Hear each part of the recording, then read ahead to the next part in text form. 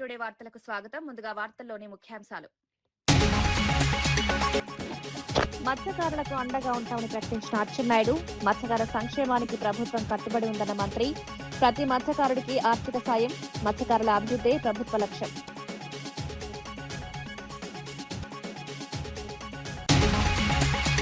ధర్మపురి అరవింద్ వ్యాఖ్యలపై అద్దంకి దయాకర్ ఫైర్. రేవంత్ పై వ్యక్తిగత వ్యాఖ్యలు సరికాదని వ్యాఖ్య.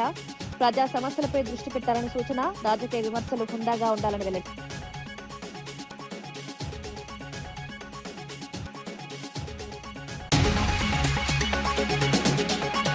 పాలమూరుపై బీఆర్ఎస్ రాజకీయాలు చేస్తోందన్న శ్రీహరి. కాళేశ్వరం కోసం పాలమూరును నిర్లక్ష్యం చేశారన్న మంత్రి. ప్రజల కోసం ప్రాజెక్టు పనులు వేగంగా సాగుతున్నాయని వ్యాఖ్య. బీఆర్ఎస్ పోరాటాలు రాజకీయ నాటకాలేనని వెల్లడి.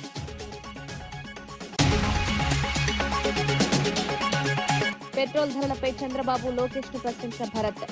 ఇంధన హామీలను ఎందుకు అమలు చేయలేదని నిలదీత. ప్రత్యేక విమానాల ప్రయాణాలపై ప్రశ్నలు. పెరిగిన ఇంధన ధరలతో ప్రజలు ఇబ్బందులు పడుతున్నారని వ్యాఖ్య.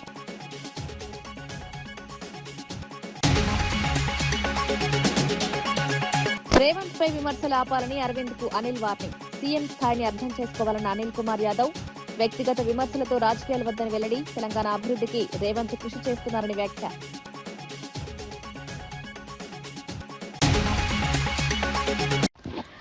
మత్స్యకారులకు అండగా ఉంటామని ప్రకటించిన అచ్చెన్నాయుడు, మత్స్యకార సంక్షేమానికి ప్రభుత్వం కట్టుబడి ఉందన్న మంత్రి. ప్రతి మత్స్యకారుడికి ఆర్థిక సాయం, మత్స్యకారుల అభివృద్ధే ప్రభుత్వ లక్ష్యం.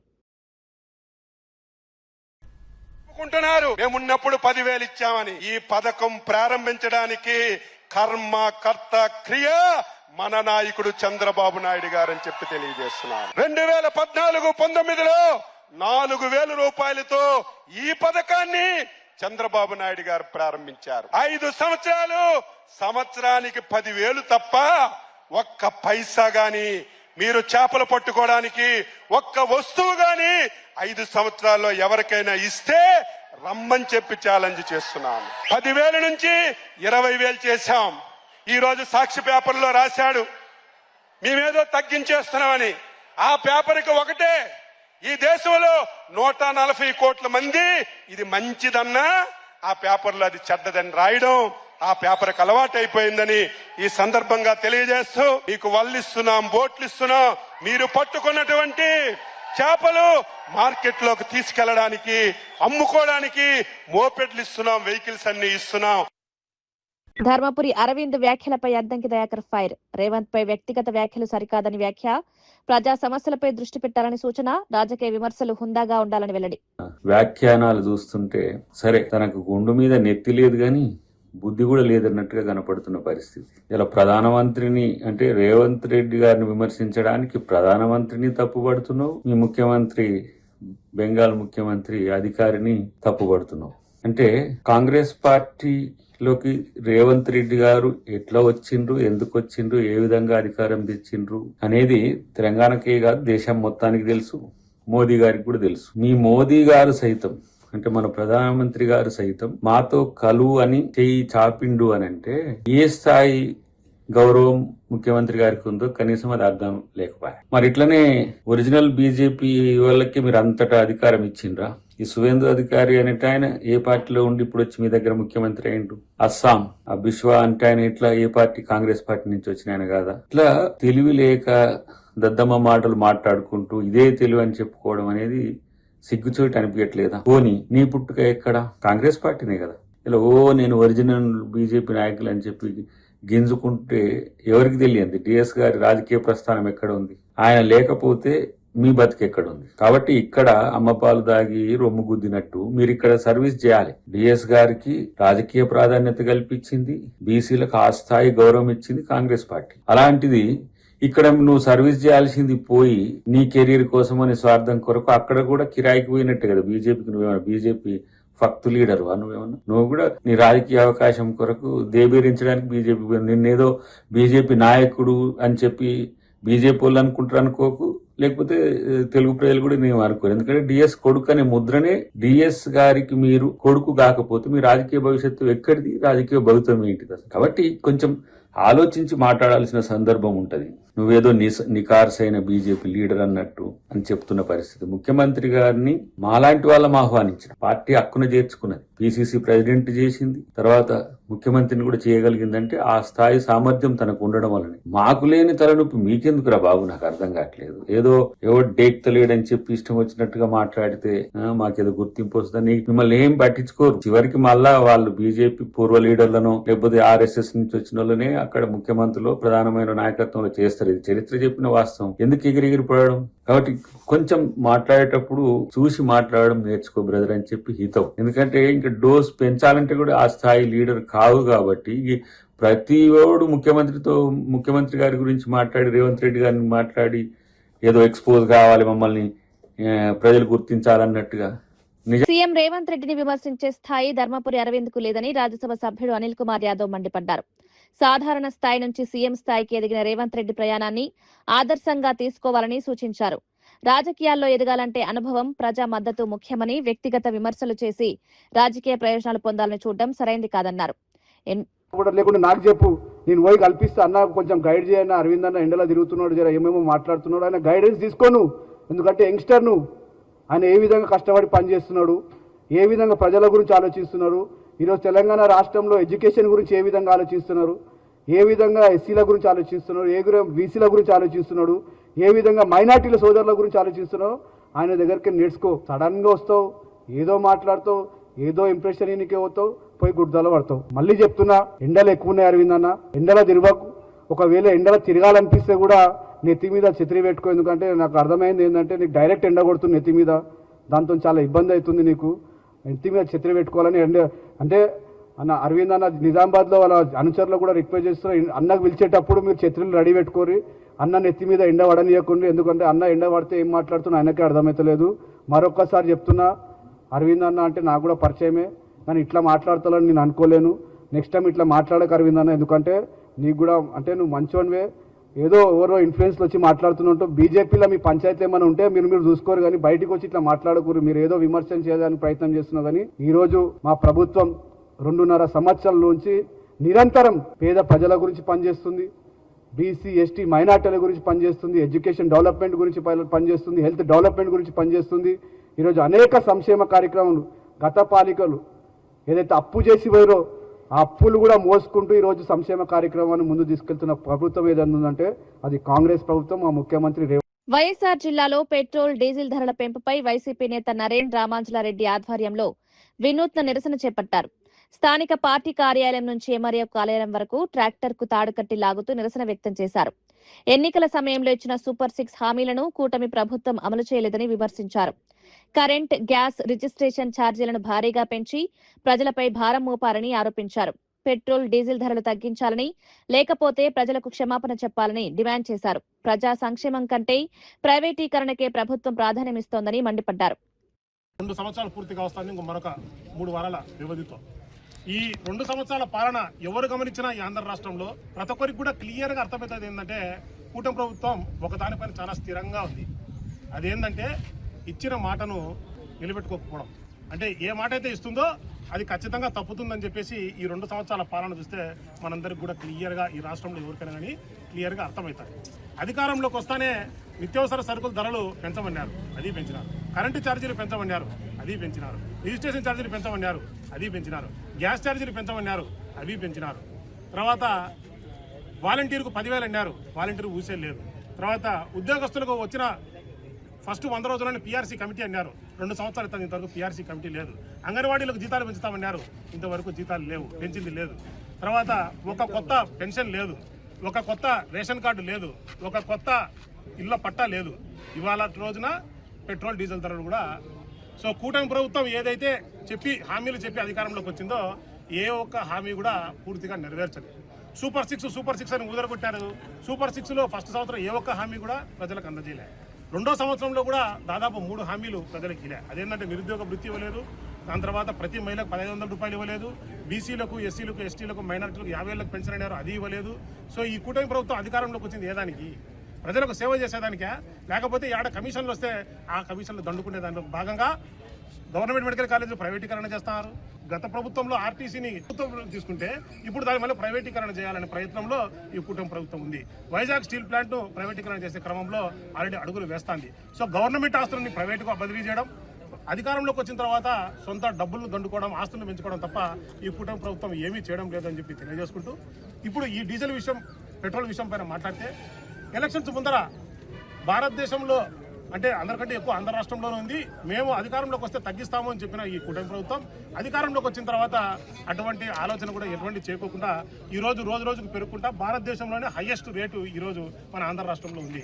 సో బేషరతుగా చంద్రబాబు నాయుడు గారు, లోకేష్ బాబు లేదా కూటమి ప్రభుత్వం ప్రజలకు క్షమాపణ చెప్పాలా, లేకపోతే ఇమీడియట్ గా ఆ రేట్లను తగ్గించాలని చెప్పేసి వైఎస్ఆర్సీపీ పార్టీ తరఫు నుంచి డిమాండ్ చేస్తూ, ఖచ్చితంగా ఈ కూటమి ప్రభుత్వం అనేది ప్రజలు అనే వాళ్ళు ఈ కూటమి ప్రభుత్వాన్ని తిట్టుకొని తిప్పుతారు. అంటే ఇంకా ప్రెస్ ముందు కూడా మాట్లాడలేని మాటలు తిప్పుతారు అనేటట్టుగా తెలియజేసుకుంటూ, ఖచ్చితంగా రేట్లు అనేది తగ్గించాలా. చంద్రబాబు నాయుడు గారికి మైండ్ అనేది ఖచ్చితంగా భ్రమించిందని చెప్పేసి ఈ మధ్యలోనే ఆయన చేసిన కామెంట్ ద్వారా అర్థమవుతుంది. ఎవరన్నా కానీ ముగ్గురు పిల్లల్ని కనండి, నలుగురు పిల్లల్ని కనండి, మీకు 30,000 ఇస్తాను, 40,000 ఇస్తాను అని చెప్తాడు. అంటే వాళ్ళందరినీ పెళ్లి చేసుకోమని కలమంటున్నాడు, బాగానే ఉంది. కానీ చంద్రబాబు నాయుడు గారు ఎలక్షన్ హామీలో చంద్రన్న పెళ్లి కానుక అని ఒకటి పెట్టాడు. సో దాంట్లో బీసీలు, ఎస్సీలు, ఎస్టీలు, పేదవాళ్ళు ఎవరైనా కానీ పెళ్లి చేసుకుంటే ఇంటర్ కాస్ట్ చేసుకుంటే ఇంకా ఎక్కువ ఇస్తామని చెప్పినాడు. మరి ఇంతవరకు ఆ పథకమే పెట్టలేదు, అమల్లోకి రాలే. సో అది అమల్లోకి రాలేదు. అది అంటే 1.5 లక్షలు ఇస్తామన్న మాటే అమల్లోకి రాలేదు. పెళ్లి చేసుకోండి అనే మాట అమల్లోకి రాకుండా ముగ్గురు కనండి, నలుగురు కనండి, 30,000 ఇస్తాం, 40,000 ఇస్తామంట. అసలు ఒక సంతానం అనేది ఎందుకు ఉత్పత్తి చేస్తారు? మన వంశం అనేది నిలబడాలనేది ఒకటైతే, రెండోది అతి ముఖ్యమైనది భార్యాభర్తల మధ్య ఒక ప్రేమ, అనురాగం, ఒక ఆప్యాయతకు ప్రతిరూపంగా పిల్లలు అనేవాళ్ళు ఎవరన్నా కానీ జన్మిస్తారు. అట్లాంటి దాన్ని అంటే ఒక మాతృత్వానికి, ఒక ప్రేమకు, ఒక ఆప్యాయతకు లెక్క కట్టాలంత దౌర్భాగ్యుడు, నికృష్టుడు, దరిద్రుడు ఎవరైనా ఉన్నారంటే చంద్రబాబు నాయుడు. సో ఖచ్చితంగా దానికి బుర్ర అనేది పనిచేయడం లేదనేది క్లియర్గా అర్థమైపోతుంది. సో ఖచ్చితంగా ప్రజలకు ఏమాత్రం ఉపయోగపడే కార్యక్రమాలు ఒకటి కూడా చేయడం లేదు. ఈ కూటమి పాలన 2 సంవత్సరాల పాలన ఒకసారి గమనిస్తే, పాలనలో ఉన్నటువంటి చంద్రబాబు నాయుడు ప్రజల గురించి ఆలోచన చేస్తే ఒక సామెత గుర్తొస్తాయి. ఎట్టయితే గొర్రెలు కషాయం అని నమ్ముతారో అట్లా చంద్రబాబు నాయుడును ప్రజలు నమ్మినారు. ఎందుకంటే వాళ్లకు ఉన్న స్థితి నుంచి ఉన్నత స్థితికి తీసుకుపోతామని చెప్పలే, మీకు బ్రహ్మాండమైన జీవితాన్ని ఇస్తామని చెప్పి చంద్రబాబు నాయుడు అధికారంలోకి వచ్చినాడు. అరచేతిలో వైకుంఠం చూపించి లాస్ట్కు ఏ ఒక్క హామీ కూడా నెరవేర్చుకోకుండా ప్రజలను లోపరుచుకొని అంటే ఓట్లు వేయించుకున్నాడు. ఇప్పుడు ఎట్టయితే గొర్రె కషాయం అని నమ్ముతుందో ఆ రకంగా ప్రజల గొంతును కోస్తానే దరిద్రుడు, నికృష్టుడు, ఒక కిరాతకుడు చంద్రబాబు నాయుడు అని చెప్పేసి చెప్పడంలో ఎటువంటి డౌట్ లేదని చెప్పి తెలియజేసుకుంటూ, సో రాబోయే రోజుల్లో ప్రజలు నిర్ణయించుకోవాలా, ఒక కసాయి తండ్రి అయినటువంటి చంద్రబాబు నాయుడు కావాలా, లేకపోతే ఒక కుటుంబ సభ్యుడైనటువంటి జగన్మోహన్ రెడ్డి గారి పాలన. గత పాలనలో 2 సంవత్సరాల కాలంలోనే 95% హామీలు నెరవేర్చి వైఎస్ఆర్సీపీ పార్టీ కావచ్చు, వైఎస్ఆర్సీపీ పార్టీ సభ్యులు కావచ్చు, ధైర్యంగా మేము చెప్పుకోగలిగినాం 95% మేము నెరవేర్చాం. ఈరోజు వైఎస్ఆర్సీపీ పార్టీ తరపు నుంచి టీడీపీకి సూటి సవాల్, 2 సంవత్సరాల పాలన పూర్తి అవుతుంది, మీరు కనీసం 15%, 95% మేము పూర్తి చేస్తామని చెప్పగలిగే దమ్ము, ధైర్యం మీకుందా? సో కాబట్టి ప్రజలు కూడా దయచేసి గమనించండి, కసాయి తండ్రి అయినటువంటి చంద్రబాబు నాయుడు కావాలన్నా, లేకపోతే కుటుంబ సభ్యుడైనటువంటి, లేకపోతే ఒక కుటుంబ సభ్యుడైనటువంటి జగన్మోహన్ రెడ్డి కావాలని చెప్పి ప్రజలు నిర్ణయించుకోవాలని చెప్పి తెలియజేసుకుంటూ, ఈ వెంటనే పెంచినటువంటి రేట్లు తగ్గించాలా, లేకపోతే చంద్రబాబు నాయుడు, లోకేష్ బాబు రాజీనామా చేయాలా, లేకపోతే ప్రజలకు బేషరతుగా క్షమాపణ చెప్పాలా అని చెప్పి తెలియజేసుకుంటూ వైఎస్ఆర్సీపీ పార్టీ డిమాండ్ చేస్తుంది. పెట్రోల్, డీజిల్ ధరల తగ్గింపుపై ఎన్నికల ముందు ఇచ్చిన హామీలను చంద్రబాబు, నారా లోకేష్ ఎందుకు అమలు చేయడం లేదని వైసీపీ జాతీయ అధికార ప్రతినిధి మార్గాని భరత్ ప్రశ్నించారు. అధికారంలోకి వస్తే వ్యాట్ ఛార్జీలు తగ్గిస్తామని పదే ప్రజలకు హామీ ఇచ్చారని గుర్తు చేశారు. కానీ ప్రస్తుతం ఇతర రాష్ట్రాలతో పోలిస్తే ఏపీలోనే ఇంధన ధరలు అధికంగా ఉన్నాయని విమర్శించారు. ప్రజలకు పబ్లిక్ ట్రాన్స్పోర్ట్ వాడాలని సూచిస్తున్న నారా లోకేష్ ప్రత్యేక విమానాల్లో ప్రయాణం చేయడం ఏంటని నిలదీశారు. అధికారంలోకి వచ్చిన తర్వాతే ప్రత్యేక విమానాలు ఎందుకు వినియోగిస్తున్నారని ప్రశ్నించారు. ప్రజలకు ఇచ్చిన హామీలను విస్మరించడం రాజకీయ మోసమని ఆరోపించారు. సంవత్సరాలు కంప్లీట్ అయినాయి. ఈ 2 సంవత్సరాల్లో గతంలో నారా లోకేష్ ఏం చెప్పాడండి? ఇవాళ చంద్రబాబు నాయుడు గారు గతంలో చెప్పిన మాట, దాన్ని లోకేష్ గారు చెప్పిన మాటకి 2 యాడ్ చేసాం అన్నమాట. నేను అడుగుతా ఉన్నా, వీళ్ళ ప్రభుత్వం వస్తే పెట్రోల్, డీజిల్ ధరలు, వ్యాట్ ఛార్జెస్ తీసేస్తాము. ఈయన నారా లోకేష్ అడ్డదిడ్డమైన పాదయాత్ర చేశాడు కదండి.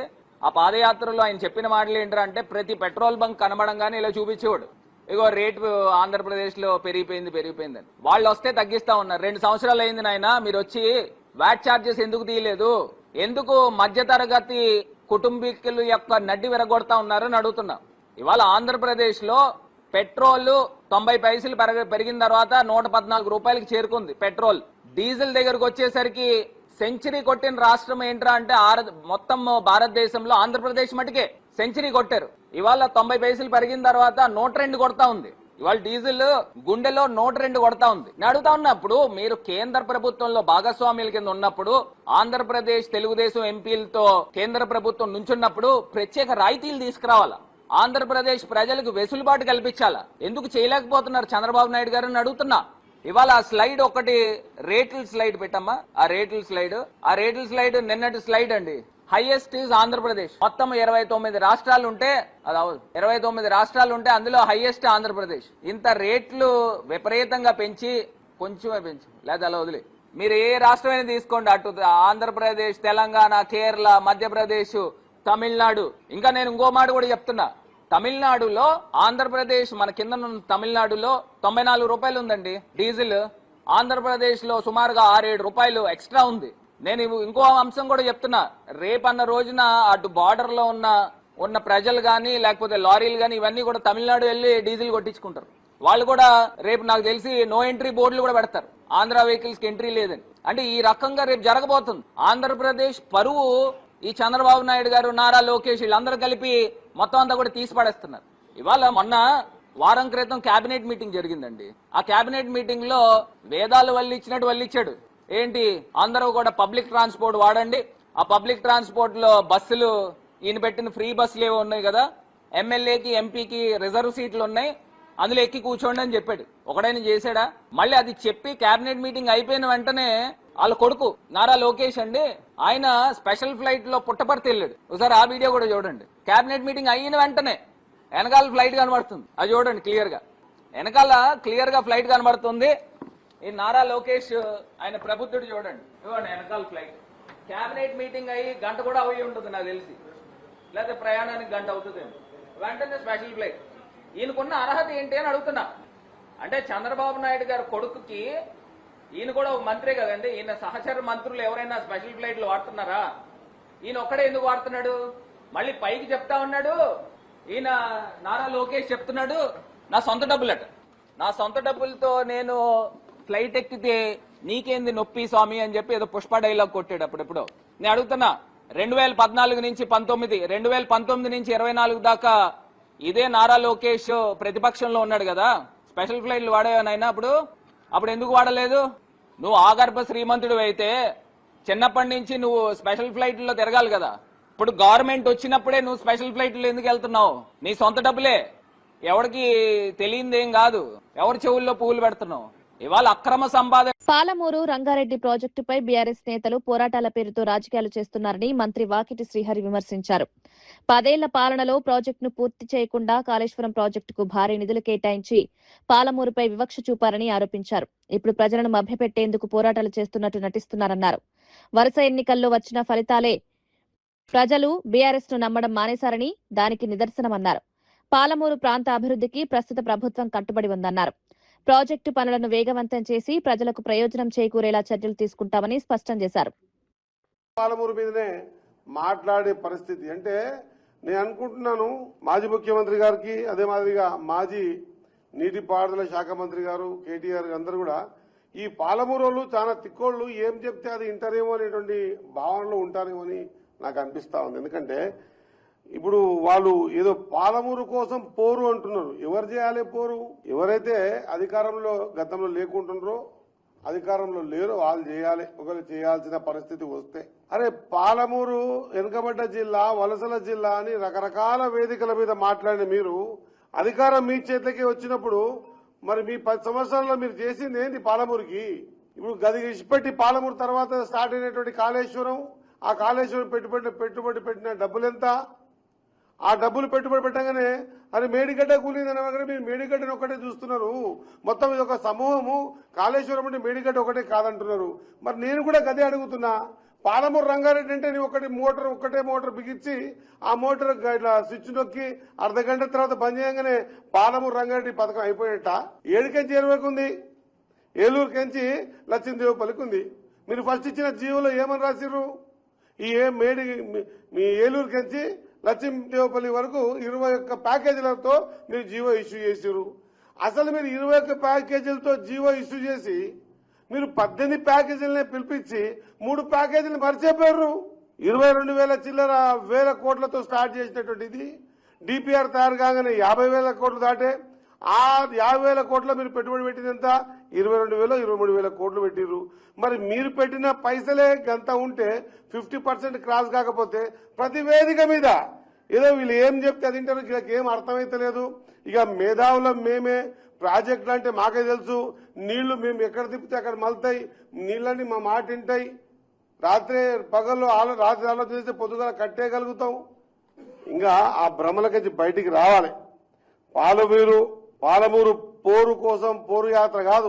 మీరు పొర్లు దండాలు పెట్టినా కూడా మిమ్మల్ని ప్రజలు నమ్మే పరిస్థితి లేదు. ఇప్పుడు ఒకవేళ నిజంగా పాలమూరు రంగారెడ్డి మీద మీకు నిజంగా కూడా ప్రేమ ఉండి ఉంటే, కట్టాలే, వెనుకబడ్డ జిల్లా, వలసల జిల్లా, దీన్ని బాగా చేయాలనే ఆలోచన ఉండింటే ఇంత ముందు మా మంత్రి సీఎం రేవంత్ రెడ్డి ఇమేజ్ ను దెబ్బతీయడానికి రాజకీయ కుట్రలు జరుగుతున్నాయని నాగర్ కర్నూలు ఎంపీ మల్లు రవి ఆరోపించారు. కాంగ్రెస్ పార్టీ తెలంగాణలో రోజురోజుకు బలోపేతమవుతోందని తెలిపారు. రేవంత్ రెడ్డి నాయకత్వంలో అభివృద్ధి, సంక్షేమ కార్యక్రమాలు వేగంగా ముందుకు సాగుతున్నాయన్నారు. తెలంగాణకే కాకుండా దక్షిణ భారతదేశంలో కాంగ్రెస్ పార్టీని బలోపేతం చేసే దిశగా చర్యలు తీసుకుంటున్నారని పేర్కొన్నారు. రాహుల్ గాంధీని ప్రధానిగా చేయడమే లక్ష్యంగా పార్టీ ముందుకు వెళ్తోందన్నారు. ప్రజల్లో పెరుగుతున్న ఆదరణ చూసి రాజకీయ ప్రత్యర్థులు తప్పుడు ప్రచారాలు చేస్తున్నారని ఆరోపించారు. రేవంత్ రెడ్డి గారికి కాంగ్రెస్ పార్టీలో ఉన్న ఇతర నాయకులకి కొంత విభేదాలు కలిగించి కాంగ్రెస్ పార్టీని వీక్ చేసి రేపొచ్చే ఎన్నికల్లో బీజేపీ లబ్ధి పొందాలనే ఉద్దేశంతో ఈ రకంగా మాట్లాడారు. నాకు రేవంత్ రెడ్డి గారు పిసిసి కాకముందు నుంచి పిసిసి ప్రెసిడెంట్ అయిన తర్వాత, దాని తర్వాత చీఫ్ మినిస్టర్ గా మేము చూస్తున్నాం. ఇవాళ రేవంత్ రెడ్డి గారు తెలంగాణ ముఖ్యమంత్రిగానే కాకుండా సౌత్ ఇండియాలో కాంగ్రెస్ పార్టీని బలోపేతం చేయడానికి పెద్ద ఎత్తున పనిచేస్తున్నాడు.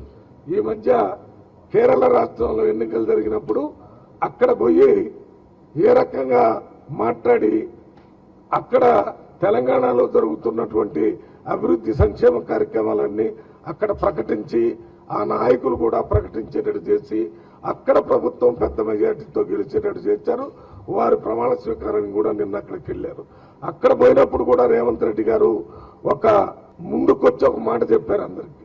మా అందరూ అంటే అది కర్ణాటక ముఖ్యమంత్రి కానీ, కేరళ ముఖ్యమంత్రి కానీ, తెలంగాణ ముఖ్యమంత్రి కానీ, వారి అందరూ యొక్క ఉద్దేశం ఏంటంటే రేపు వచ్చేటటువంటి సెంట్రల్ జనరల్ ఎలక్షన్ లో కాంగ్రెస్ పార్టీని గెలవటానికి సర్వ విధాలా పనిచేసి రాహుల్ గాంధీని ప్రధానమంత్రిగా తీసుకురావటమే మా ముందున్నటువంటి బాధ్యతని ప్రకటించిండు రేవంత్ రెడ్డి. రేవంత్ రెడ్డి తెలంగాణలోనే కాకుండా భారతదేశం మొత్తంలో కాంగ్రెస్ పార్టీని ముందుకు నడపడానికి పనిచేస్తున్నాడు. కాబట్టి రేవంత్ రెడ్డి ఇమేజ్ ని దెబ్బతీయడానికే ఈ ఎంపీ గారు ఈ రకంగా మాట్లాడాడు తప్ప కాంగ్రెస్ పార్టీని రేవంత్ రెడ్డి గారు వదిలిపెట్టేది లేకపోగా భారతదేశం మొత్తంలో కాంగ్రెస్ పార్టీని గెలిపించడానికి ఆయన సర్వశక్తులు ఉపయోగించి ఆయన ఒక్కడే కాకుండా ఈ సౌత్ ఇండియాలో ఉన్న అన్ని రాష్ట్రాల ముఖ్యమంత్రులతో మాట్లాడి రాహుల్ గాంధీకి పూర్తి సపోర్ట్ చేస్తూ ముందుకు పోతున్నారు. ఇది అసలు విషయం ఏంటంటే బీజేపీ పగటి కళ్ళకంటుంది రేపు వచ్చే టైంలో మేమే వస్తామని. ఇది వెస్ట్ బెంగాల్ కాదు, ఇది బీహార్ కాదు. ఇక్కడ రేవంత్ రెడ్డి సీఎంగా ఉన్నాడు. మీరు వేసే ఎత్తుగడలకి 10 ఎత్తుగడలు ఎక్కువగా వేసి ప్రజలను మెప్పించి రేపు వచ్చే ఎన్నికల్లో కాంగ్రెస్ పార్టీని గెలిపించగలడు. కాంగ్రెస్ పార్టీ 2034 దాకా అధికారంలో ఉంటుంది. రేవంత్ రెడ్డి నేను ముఖ్యమంత్రిగా ఉంటాడని ఒక ఇంటర్వ్యూలో బహిరంగంగా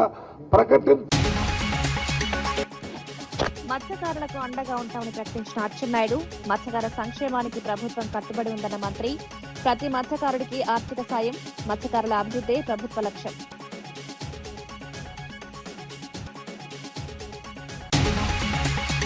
ధర్మపురి అరవింద్ వ్యాఖ్యలపై అద్దంకి దయాకర్ ఫైర్. రేవంత్ పై వ్యక్తిగత వ్యాఖ్యలు సరికాదని వ్యాఖ్య.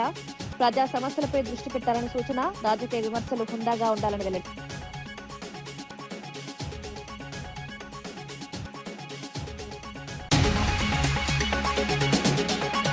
పాలమూరుపై బీఆర్ఎస్ రాజకీయాలు చేస్తోందన్న శ్రీహరి. కాళేశ్వరం కోసం పాలమూరును నిర్లక్ష్యం చేశారన్న మంత్రి. ప్రజల కోసం ప్రాజెక్టు పనులు వేగంగా సాగుతుందని వ్యాఖ్య. బీఆర్ఎస్ పోరాటాలు రాజకీయ నాటకాలేనని వెల్లడి.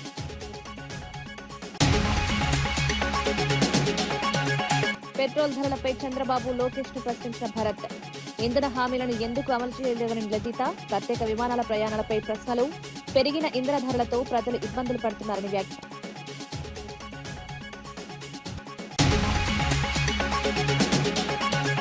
రేవంత్ పై విమర్శలు ఆపాలని అరవింద్ కు అనిల్ వార్నింగ్. సీఎం స్థాయిని అర్థం చేసుకోవాలన్న అనిల్ కుమార్ యాదవ్. వ్యక్తిగత విమర్శలతో రాజకీయాలు వద్దని వెల్లడి. తెలంగాణ అభివృద్ధికి రేవంత్ కృషి చేస్తున్నారని వ్యాఖ్య.